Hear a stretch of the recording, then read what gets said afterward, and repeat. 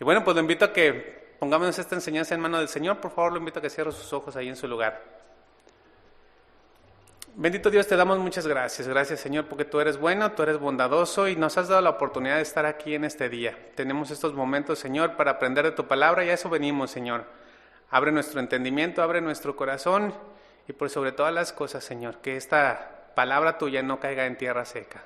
Sabemos que hay enseñanzas que nos confrontan, que nos duele, Señor, y a veces no hacemos caso, pero hay otras que nos alegran el alma, nos alegran el corazón y nos dan esperanza de vida eterna. Te pedimos, Señor, que podamos sacar el provecho de cada una de tus palabras. Te damos gracias en el nombre de tu Hijo, nuestro Señor y Salvador Jesucristo. Amén.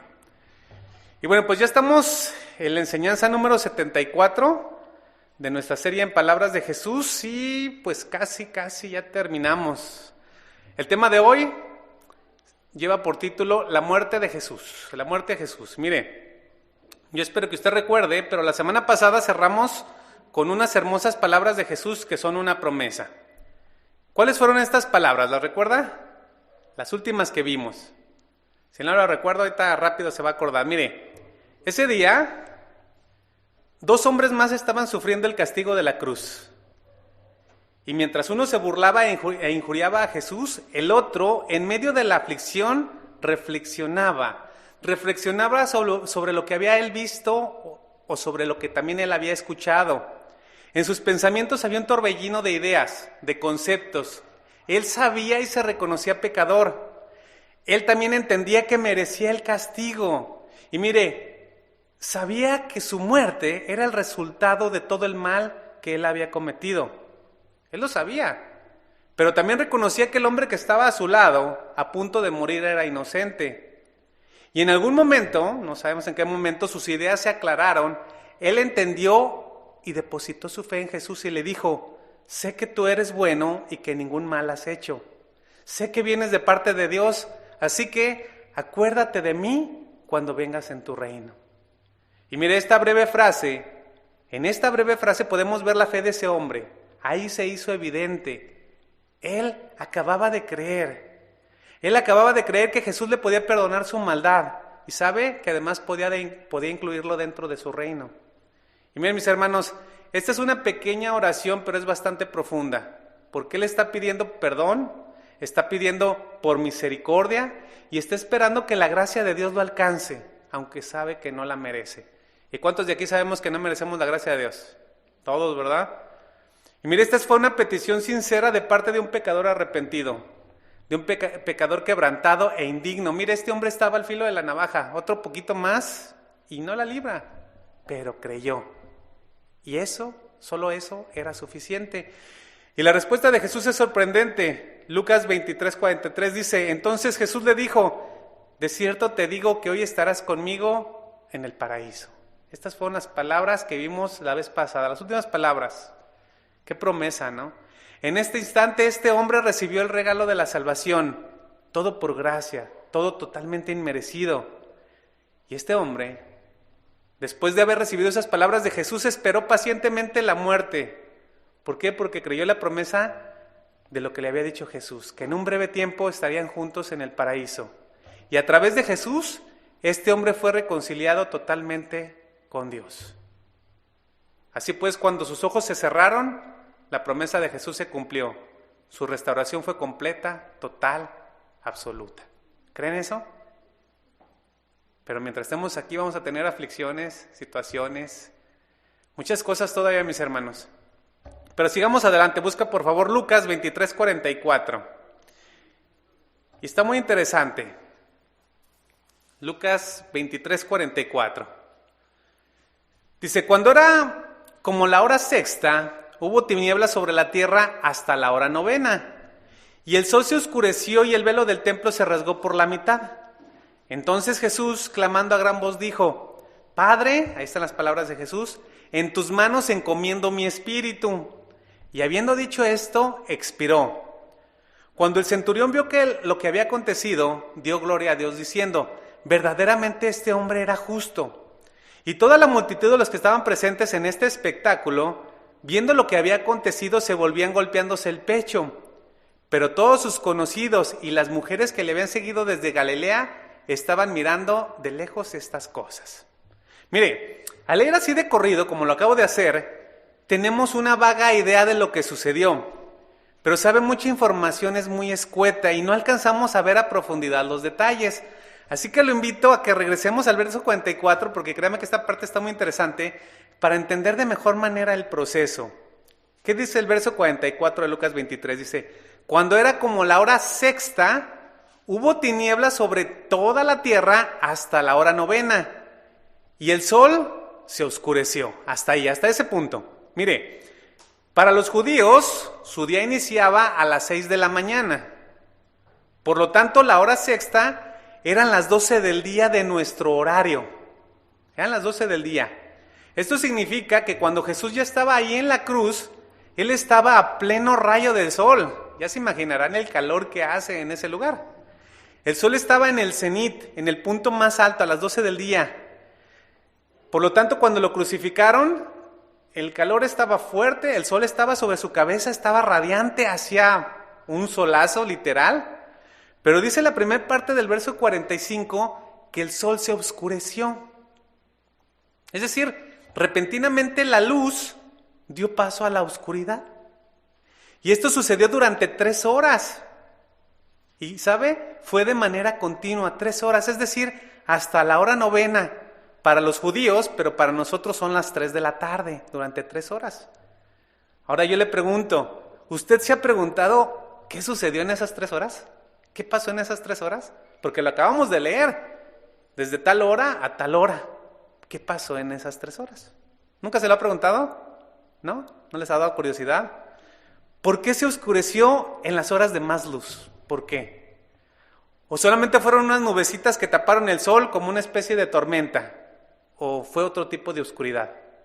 Mire, de entrada el verso 44 nos indica que la oscuridad fue total. Si usted lo lee ahí dice que la oscuridad fue total. Dice que la oscuridad cayó sobre toda la tierra.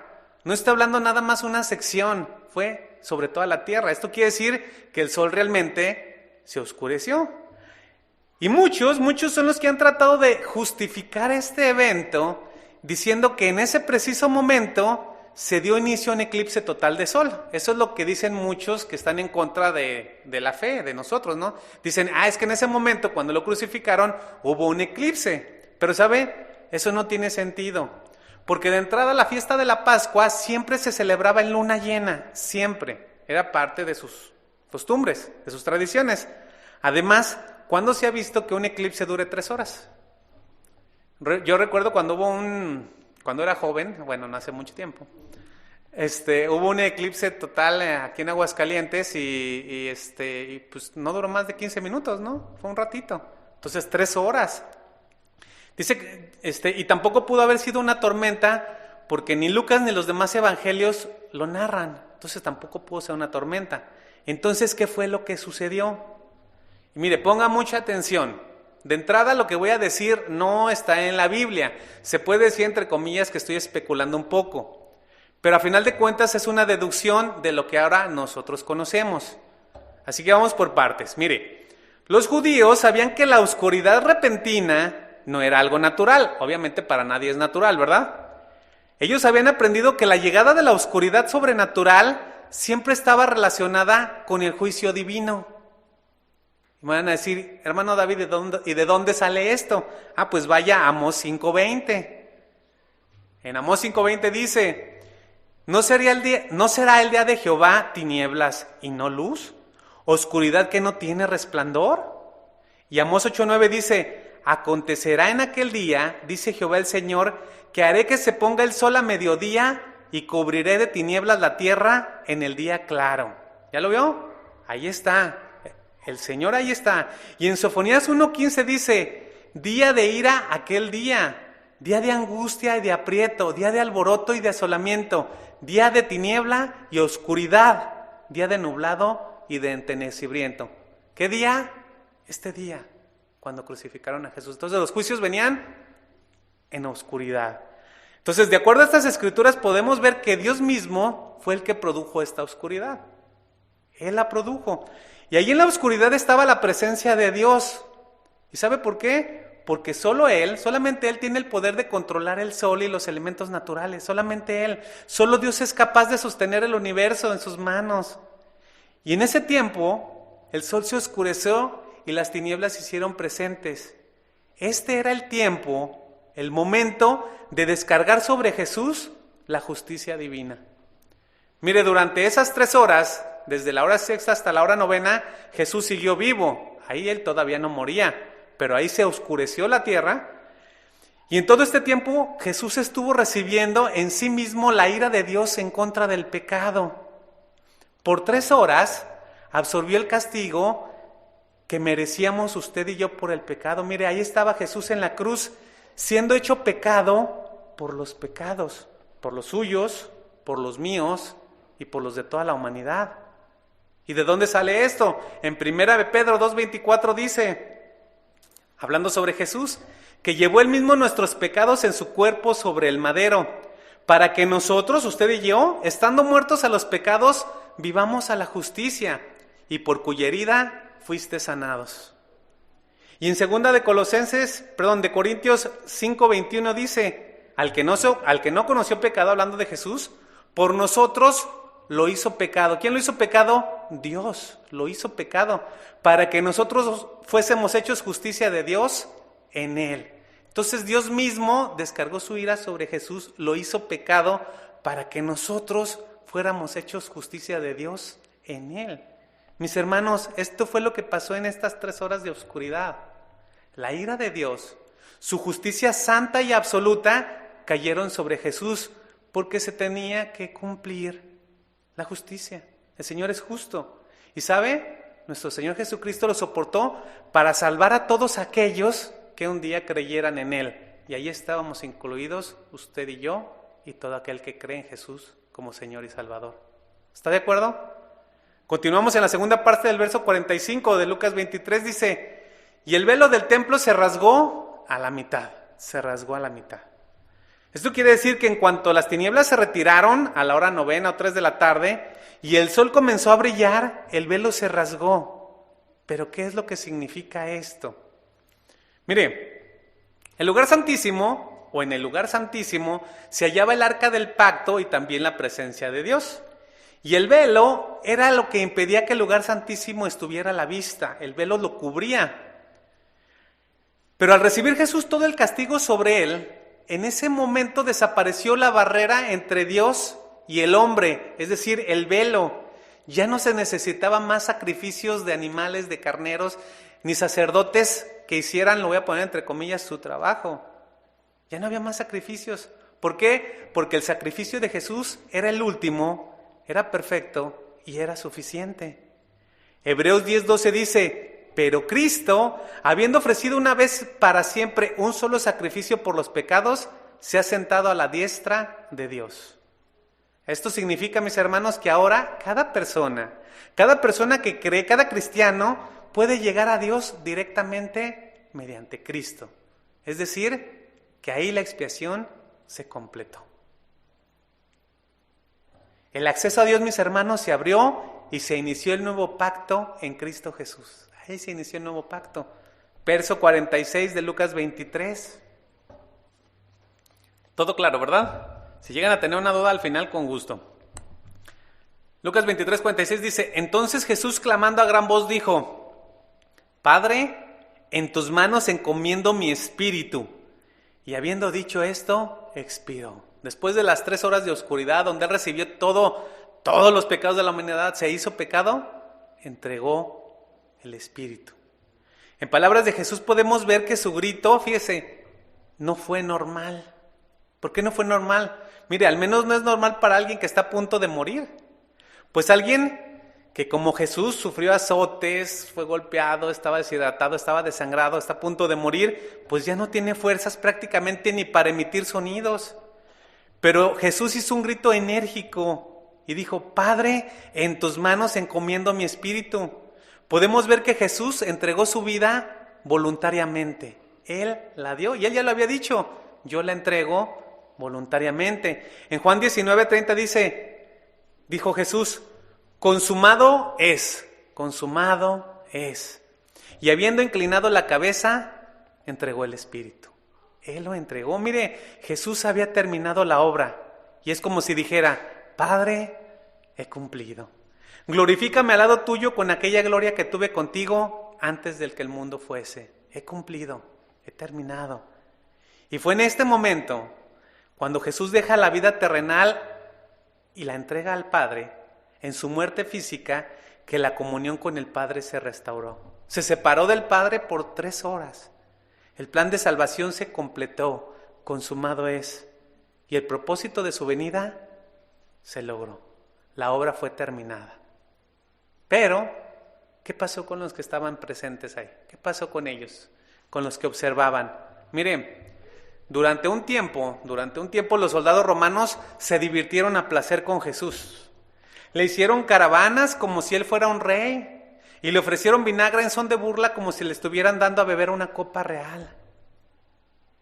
Eso lo vimos en la enseñanza pasada. También jugaron suerte, apostaron sobre su ropa, pero mientras se divertían cruelmente, mientras eso hacían, ellos no pudieron dejar de observar a Jesús y de asombrarse por lo que Jesús hacía. No eran tontos, estaban observando. ¿Por qué? Porque lo normal, la totalidad de los condenados maldecía, gritaba, lloraba, se quejaba. Su deterioro se hacía cada vez más evidente. La falta de hidratación, la pérdida de sangre, el dolor, la calentura a las 12 del día, imagínense el solazo, los afectaba terriblemente. Y después de un tiempo, estos condenados que estaban ahí colgados empezaban a decir incoherencias. ¿Ha visto a alguien que dice incoherencias? Qué terrible, ¿no? Un condenado a muerte difícilmente podía respirar porque el castigo era tan atroz que estaban muy débiles. Mucho menos podría hablar tan fuerte como lo hizo Jesús. No lo podían hacer de esa manera firmemente. Consumado es, entrego mi espíritu. Y mire, el centurión y los soldados observaron a Jesús, o observaban más bien en Jesús una actitud diferente, una actitud totalmente distinta. Porque a pesar del maltrato físico, a pesar de las limitaciones producidas por tanto golpe, por las flagelaciones, a pesar de todo, Él se dirigió a la cruz de una manera resuelta, de manera decidida, de manera digna. Y cuando ellos le clavaron, pues ahí lo clavaron en la cruz, vieron la manera noble en que Él recibió la cruz. Y mientras estaba crucificado, oraba por ellos, por los soldados, por aquellos que lo entregaron. Y créanme que eso, pues para nada era normal. Además, lo oyeron perdonar y prometer el paraíso a otro condenado a muerte. Posteriormente vino la oscuridad y durante 3 horas, según otro evangelio, al final de las 3 horas hubo un gran terremoto, la tierra tembló y las piedras se partieron. Esto quiere decir que ante las evidencias, ante lo que Jesús había hecho y dicho, el centurión y los soldados no podían pasar por alto lo que ellos observaron. Y ahí está narrado en el verso 47 de Lucas 23. Dice: cuando el centurión vio lo que había acontecido, dio gloria a Dios diciendo: verdaderamente este hombre era justo. Verdaderamente era justo. Lo he visto. Nadie puede hacer lo que él hizo ni soportar lo que él soportó. Y mire, con esta expresión dicha por el centurión, podemos pensar tal vez, es una suposición, que los soldados presentes llegaron a creer en Jesús. Es decir, que ellos fueron los primeros creyentes, los primeros convertidos después de su muerte. ¿Cuál es la razón? Que le dieron la gloria a Dios. Ahora, no hay nada que lo confirme, no hay nada, pero parece ser que así fue. Y el momento en que Jesús entrega su espíritu, ahí también estaba la multitud. Esa multitud que para todos lados seguía a Jesús. La gente sin verdaderas convicciones, gente que era movida de un lugar a otro por cualquier cosa. Ahí estaban presentes, observando el espectáculo, como lo dice la Escritura. Ahí estaban presentes, ¿quiénes? La multitud, las multitudes. Ahí estaban como espectadores. ¿Cómo? Como lo estuvieron en la entrada triunfal de Jesús tan solo una semana antes, cuando gritaron con alegría: bendito el que viene en el nombre del Señor. Ahí estaban las multitudes expectantes de que Jesús fuera el Mesías, el libertador que ellos esperaban. Y en pocos días, la multitud llegó al otro extremo. Cuando ellos vieron que su expectativa no se cumplía, se convirtieron en detractores y gritaron con odio y desprecio ante Pilato: crucifícale, crucifícale. Pero, al ver ahora las tinieblas, esta multitud, al ver ahora las tinieblas y cómo el sol se oscureció, al darse cuenta que estaban frente al juicio divino, como ya lo expliqué antes, y después de sentir el terremoto, vea lo que hicieron, verso 48 de Lucas 23. Y toda la multitud de los que estaban presentes en este espectáculo, porque para ellos eso era un espectáculo, viendo lo que había acontecido, se volvían golpeándose el pecho. ¿Qué estaban haciendo? Mire, la multitud estaba espantada, porque viendo todos estos sucesos, ahora se retiraban golpeándose el pecho en señal de dolor, de culpa y de temor. Ellos iban espantados, se dieron cuenta que la habían regado, que se habían equivocado. Y mire, tenían miedo de que Dios los castigara por su incorrecto actuar. Por eso se golpeaban el pecho, temían la venganza de Dios. Pero esta multitud, estas personas que están ahí, no entendían que Dios no actúa así, que no actúa de esa manera. Y que la muerte de Jesús en realidad era para ellos y para toda la humanidad un regalo. Era un regalo para la humanidad pecadora y perdida. Eso es lo que era. Y que mientras ellos vivieran, a pesar de toda la maldad, a pesar de todo lo que hicieron, a pesar de haber pecado contra el Santo de Dios, ellos tenían la oportunidad de arrepentirse, de llegar a creer, de alcanzar misericordia, gracia y perdón. Porque mientras hay vida, hay esperanza. Y esa es la misma oportunidad y es la misma promesa que continúa vigente hasta el día de hoy. Vigente para toda la humanidad. Verso 49 de Lucas 23. ¿Quiénes más estaban ahí en ese lugar? Fíjense, dice, pero todos sus conocidos y las mujeres que le habían seguido desde Galilea estaban lejos mirando estas cosas. Estaban lejos.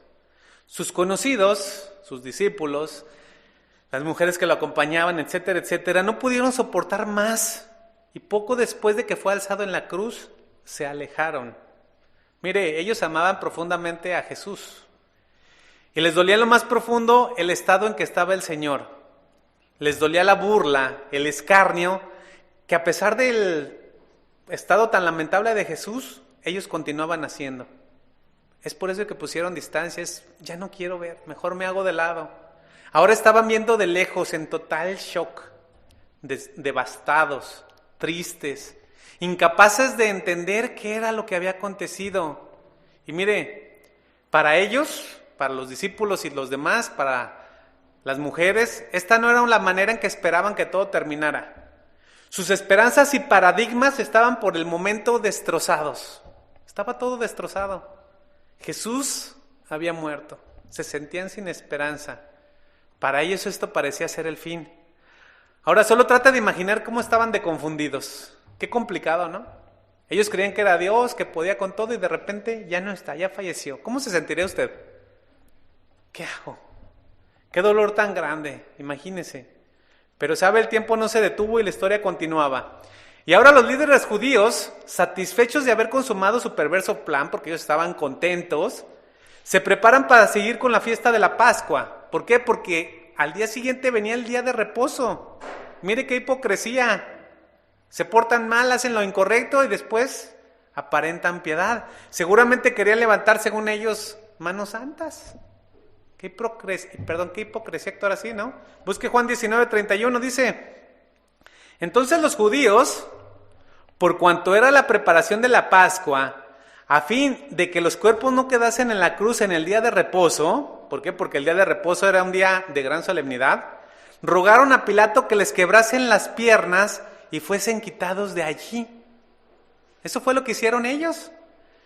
Y mire, verso 32 de Juan 19, dice: vinieron pues los soldados y quebraron las piernas al primero y asimismo al otro que había sido crucificado con él. ¿Para qué les rompían las piernas? Mire, cuando rompían las piernas, era así como con uno de esos marros con los que rompen el piso. El punto de apoyo se perdía, les rompían las rodillas. Y cuando se perdía ese punto de apoyo, ellos ya no se podían levantar, ya no podían respirar. Y entonces esto los llevaba a la muerte en minutos. ¿Por qué? Porque se asfixiaban rápidamente, en unos minutos morían. Y dice en Juan 19:33, mas cuando llegaron a Jesús, ya le habían roto las piernas a los otros dos, dice, mas cuando llegaron a Jesús, como le vieron ya muerto, no le quebraron las piernas. Miren, mis hermanos, la muerte de Jesús era más que evidente. Desde el momento que Él dijo, consumado es, y entregó el Espíritu, era evidente. Pero hay quienes, y yo sé que usted lo ha escuchado por ahí, hay quienes creen en esa historia infantil de que a Jesús lo bajaron vivo de la cruz, que solamente estaba en un estado de catalepsia. ¿Qué es la catalepsia? La catalepsia es un estado donde el cuerpo está totalmente paralizado, aparentemente sin signos vitales, es decir, una muerte falsa, y usted lo puede buscar. Por ahí está en internet y la información. Por lo tanto, estas personas argumentan que Jesús no resucitó, sino que después de un tiempo despertó de ese estado de catalepsia o de inmovilidad. ¿Cómo ven? ¿Se las creemos? Pues mucha gente lo cree. Y si no es en serio, miren, mis hermanos, créanme cuando le digo que los soldados eran expertos en determinar cuándo alguien moría. Además, si el condenado no moría, los ejecutores terminaban en el lugar del ejecutado. Ahí quedaban. Así que de sí o sí, se tenían que asegurar que ese estaba muerto. Y aunque ya sabían que Jesús estaba muerto, como lo dice el verso 33, pues hicieron algo por si las dudas, ¿verdad? Que como decimos aquí en México, por si las moscas. Verso 34 de Juan 19 dice, pero uno de los soldados le abrió el costado con una lanza y al instante salió sangre y agua. Imagínense la posición. Si lo atraviesan de aquí hacia arriba, tiene que atravesar intestinos, pulmones, corazón. Esta es la muestra de que Jesús fue atravesado totalmente en la sección de los pulmones y el corazón. ¿Quién puede sobrevivir a eso? Y ya no le salió más sangre, ya estaba desangrado. Ellos estaban seguros de lo que hacían, era su trabajo, eran ejecutores. Ellos no eran unos inexpertos. Por lo tanto, aunque no le quebraron las piernas, decidieron verificar su muerte de una manera diferente. Pero la verificaron. Yo creo que ni se movió, ya, ya había entregado el Espíritu. Verso 36, porque estas cosas sucedieron para que se cumpliese la Escritura, no será quebrado hueso suyo. Entonces, en el Salmo 34, 19 encontramos lo siguiente, dice, muchas son las aflicciones del justo, pero de todas ellas le librará Jehová. Él guarda todos sus huesos, ni uno de ellos será quebrantado. Ninguno de ellos.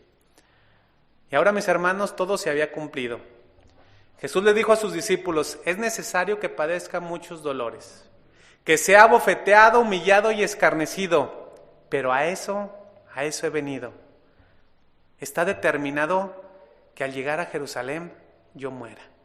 Eso se los estuvo diciendo. Sus palabras se hicieron realidad. Y aunque los fariseos, escribas, Pilato, los soldados y las multitudes tomaron sus propias decisiones, el plan de Dios fue un éxito.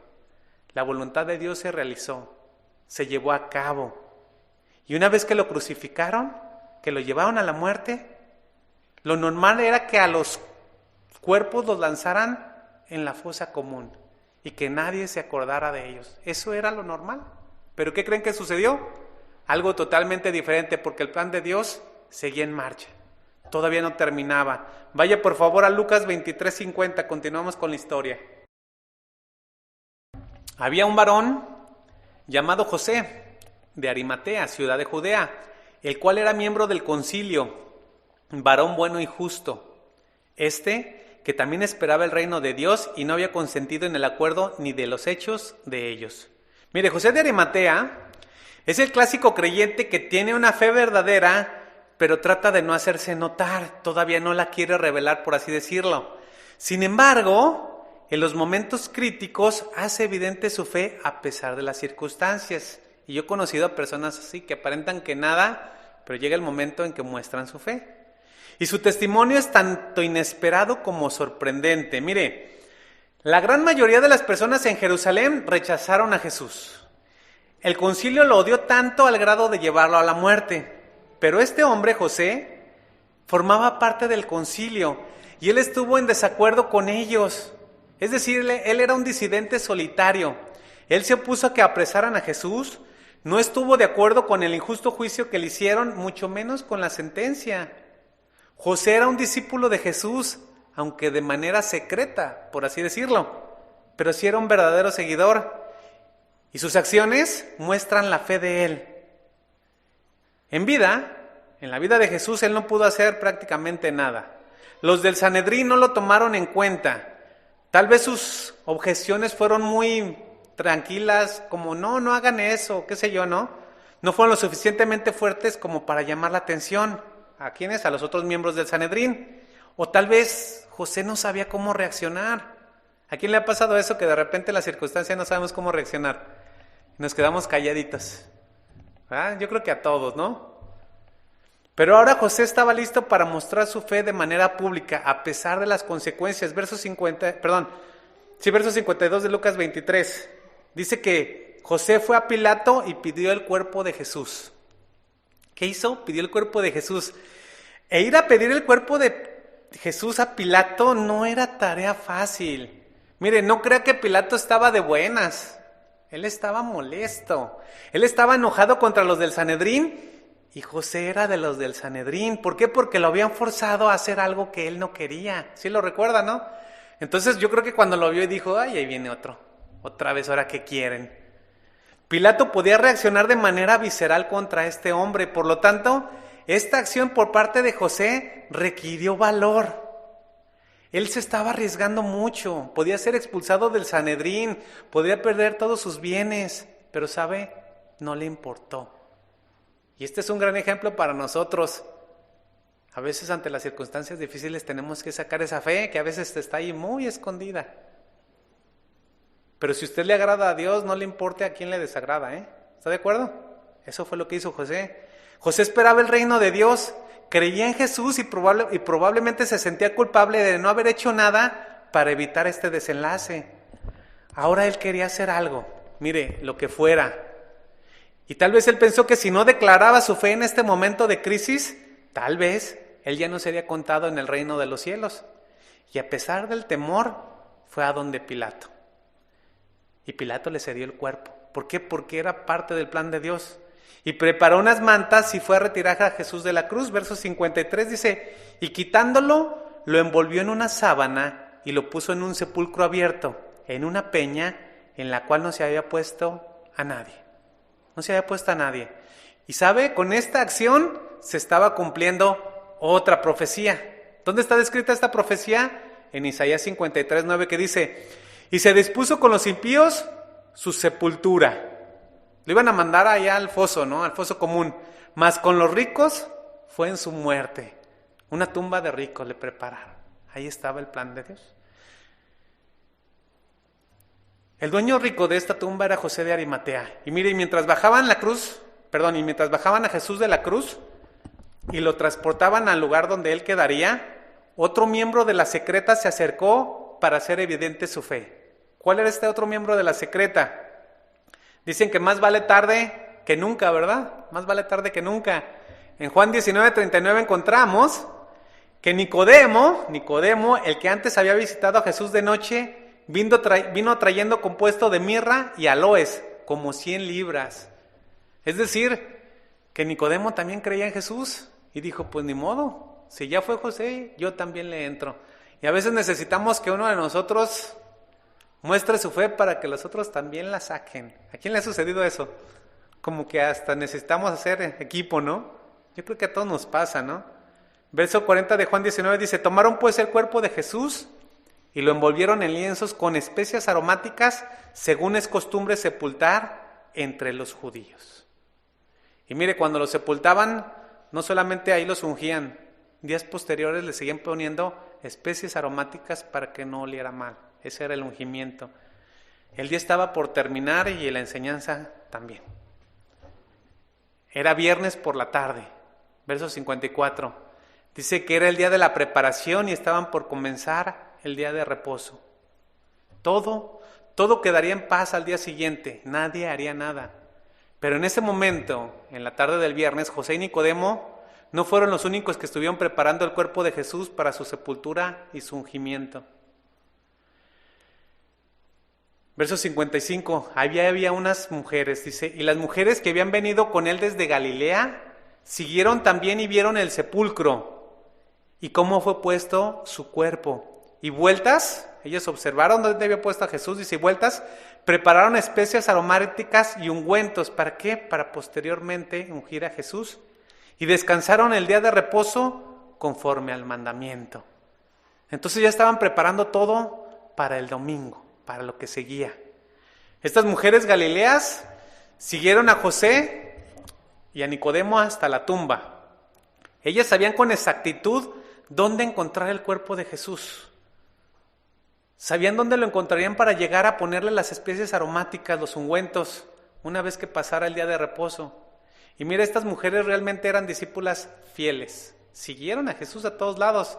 En vida de Jesús ellas no pudieron hacer prácticamente nada. ¿Por qué? Porque como mujeres no se les permitía presentarse ante el concilio. Ellas no podían servir como testigos, ni ante el gobernador romano, y mucho menos testificar a su favor. No podían hacer nada.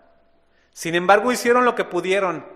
Permanecieron cerca de la cruz cuando la mayoría de sus discípulos huyeron. Y en fidelidad a ellas estuvieron listas para ungir el cuerpo del Señor. Así que mis hermanos, estas mujeres son un ejemplo. Y nos muestran la importancia de que usted y yo debemos de mantenernos fieles a pesar de las circunstancias, aunque a veces no hagamos nada. Esto nos da muestra de que la vida cristiana es una vida de perseverancia hasta que el Señor nos lleve o regrese. Es perseverancia. Enfrentaremos tribulación, enfrentaremos problemas, pero perseveremos como ellas. A pesar de todo, fíjese, a pesar de todo, y a pesar de que Jesús ya estaba muerto, ellas seguían creyendo en Él. Y normalmente las mujeres son más sensibles que los hombres en cuestión de la fe. Y estas mujeres no esperaban que esa esperanza fuera recompensada. Y esto lo vamos a ver la próxima semana. Hasta aquí la enseñanza del día de hoy. Acompáñenme por favor a orar.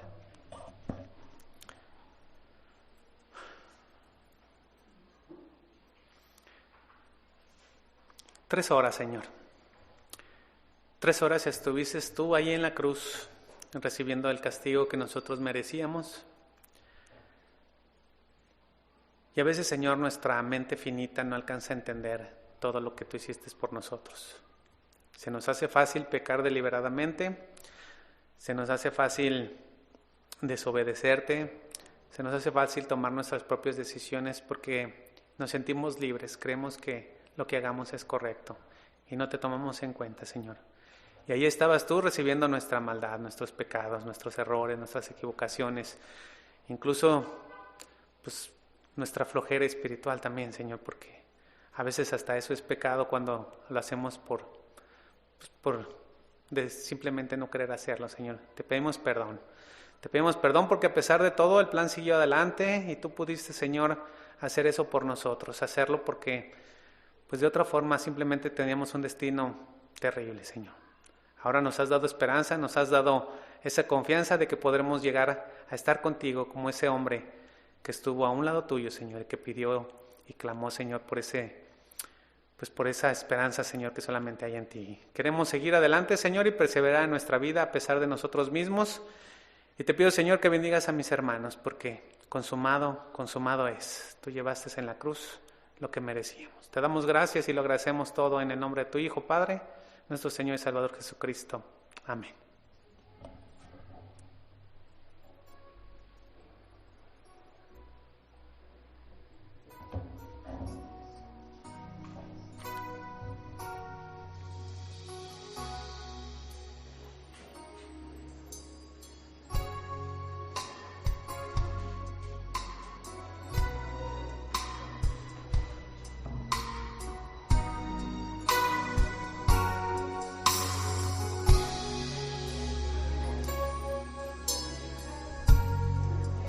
¿Quién es como tú, Jesús?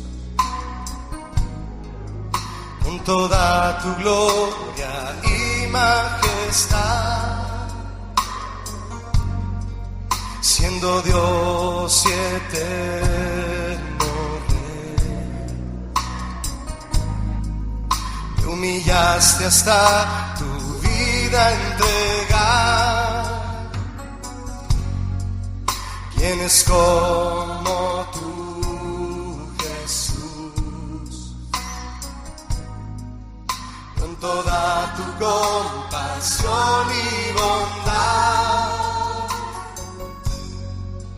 eres tú el buen pastor, que por tus ovejas todo lo da. Camino del Calvario, no miraste atrás,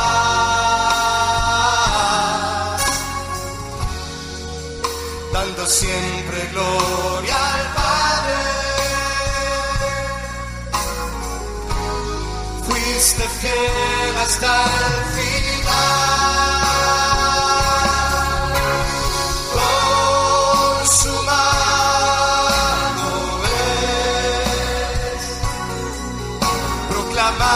Victorioso, pues tu obra terminada fue. Consumado es, por tu sangre preciosa, mi pecado perdonado es. Consumado